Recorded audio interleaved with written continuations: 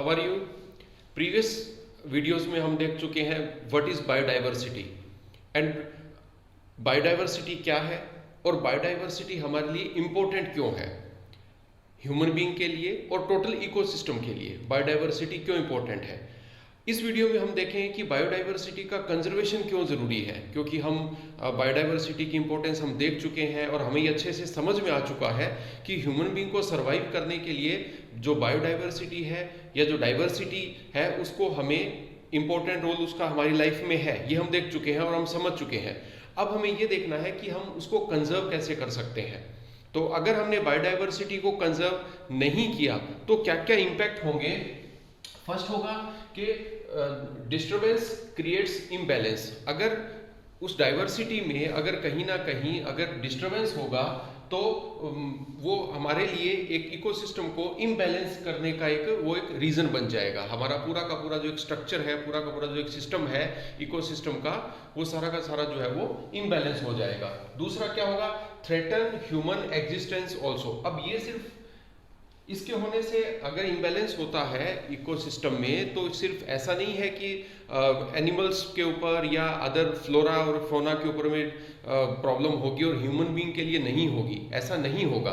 Human being के लिए भी वो ऑल्सो एक सिचुएशन बन जाएगी कि जिसमें हमारे एग्जिस्टेंस के ऊपर में भी क्वेश्चन मार्क लग जाएंगे कि हम फ्यूचर में हम कैसे सर्वाइव कर पाएंगे, तो हमारे लिए भी वो ज़्यादा जरूरी है। अब ये होगा कैसे, कैसे होगा, क्योंकि लोगों को हमें एजुकेट करना पड़ेगा। ये एक चीज है जिसके थ्रू हम लोग बायोडाइवर्सिटी को हम लोग कंजर्व कर सकते हैं।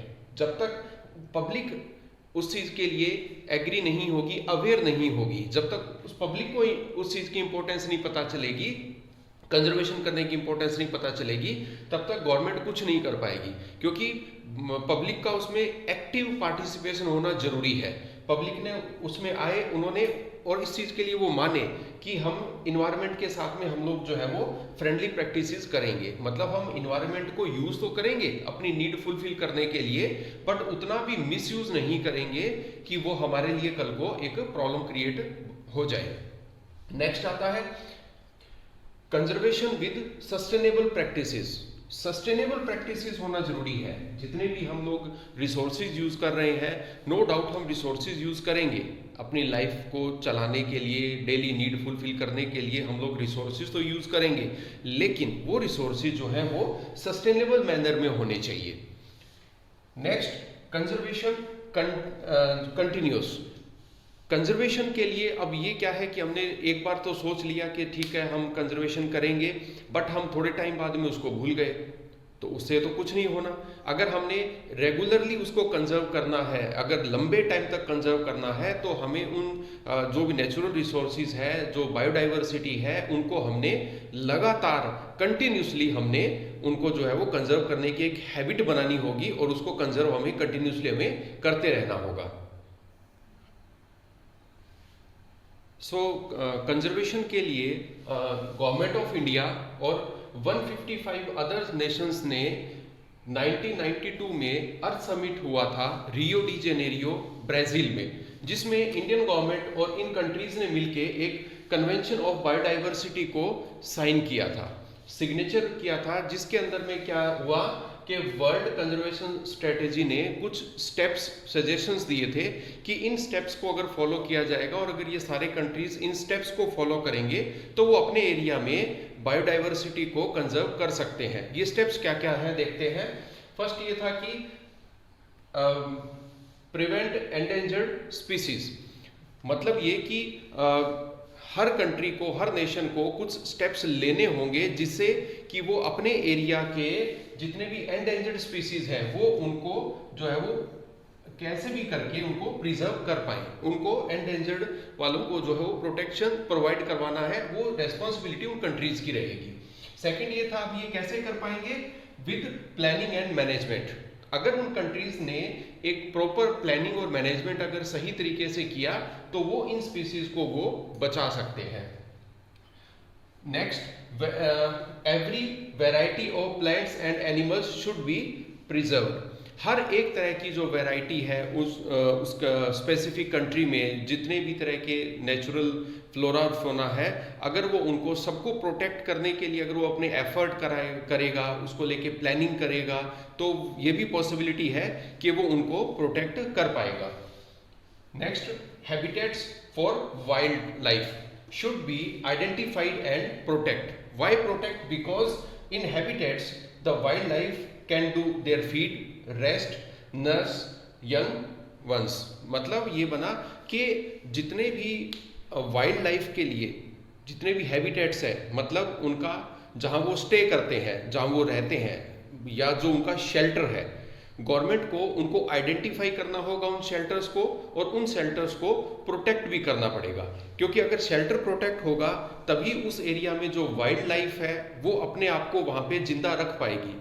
वो वहीं पर रह के ही फीड का काम भी करते हैं, ब्रीडिंग भी होता है उन्हीं एरिया में, और वहीं पर वो अपने क्या करते हैं, जो उनके छोटे छोटे जो किड्स हैं वो उनको भी आगे नेक्स्ट जनरेशन के लिए वो उसको तैयार करते हैं। तो अगर हम उनके हैबिटेट्स को अगर हमने प्रोटेक्ट कर लिया तो एक बहुत पॉसिबिलिटी है कि हम उस एरिया के जो नेचुरल जो फ्लोरा और फ्योना है हम उसको भी प्रोटेक्ट करने में कामयाब हो जाएंगे। Next point, international trade in wild plants and animals. International जो ट्रेड है वाइल्ड लाइफ को लेके, मतलब प्लांट्स को लेके और एनिमल्स को लेके, वो भी कुछ उनके लिए गाइडलाइंस बननी चाहिए। ये नहीं हो सकता कि हम 100% ही हम उसको रोक दें, बट उनके लिए कुछ रेगुलेशंस बनने जरूरी हैं, कुछ रूल रेगुलेशंस बनने जरूरी हैं जिनको सब कंट्री मिलके फॉलो करेंगे। सो गवर्नमेंट ऑफ इंडिया ने इन 1972 एक एक्ट बनाया, wildlife protection act in 1972। इस एक्ट में क्या था कि गवर्नमेंट ऑफ इंडिया ने wildlife sanctuaries, national parks, इन सबको आइडेंटिफाई करना है और इन सबको आगे जो है वो कंटिन्यूटी में लाके और इनको यूज करना है। इसी में ही आगे mega diversity centres. Mega diversity centres means हमने ये देखा कि जितनी भी बायोडाइवर्सिटी मिलती है वर्ल्ड के अंदर वो सारा लगभग इस एरिया में, मतलब ट्रॉपिक रीजन में ही सबसे ज्यादा बायोडाइवर्सिटी है। क्यों है? क्योंकि यहाँ पर सबसे ज्यादा आपको सनलाइट मिलेगी और सबसे ज्यादा वाटर अवेलेबिलिटी भी है। तो इन्हीं सेंटर्स में, इसी एरिया में ऐसे कंट्रीज हैं, 12 कंट्रीज हैं जहाँ डाइवर्सिटी बहुत ज्यादा है, जहाँ मेगा डाइवर्सिटीज हैं। तो उन्हीं सेंटर्स को बोला जाता है मेगा डाइवर्सिटी सेंटर, क्योंकि इस कैटेगरी में 12 कंट्रीज आते हैं। तो इन 12 कंट्रीज में जो कि इसी एरिया में ही सिचुएटेड हैं, और यहाँ पर क्योंकि सारे के सारे जो रेनफॉल या जितनी भी अदर जो फैसिलिटीज हैं वो यहाँ अवेलेबल है, तो इसी कारण से यहाँ पर बायोडाइवर्सिटी ज़्यादा है। इन 12 कंट्रीज में कौन कौन से आ जाते हैं? इसमें है Mexico, Colombia, Ecuador, Peru, Brazil, Congo, Madagascar, China, India, Malaysia, Indonesia and Australia. तो ये वो 12 कंट्रीज हैं जिनको मेगा डाइवर्सिटी सेंटर की कैटेगरी में रखा गया है। ये हमारा टोटल चैप्टर था जिसमें हमने बायोडाइवर्सिटी को देखा, उसकी इंपॉर्टेंस को हमने देखा, उसको कंजर्व क्यों करना चाहिए ये हमने देखा, और इसको हम कंजर्व कैसे कर सकते हैं, और इंडियन गवर्नमेंट ने इसको लेके क्या क्या स्टेप्स उठाए हैं, क्या क्या एक्ट बनाए हैं। नेक्स्ट वीडियो में नेक्स्ट चैप्टर देखेंगे। Thank you.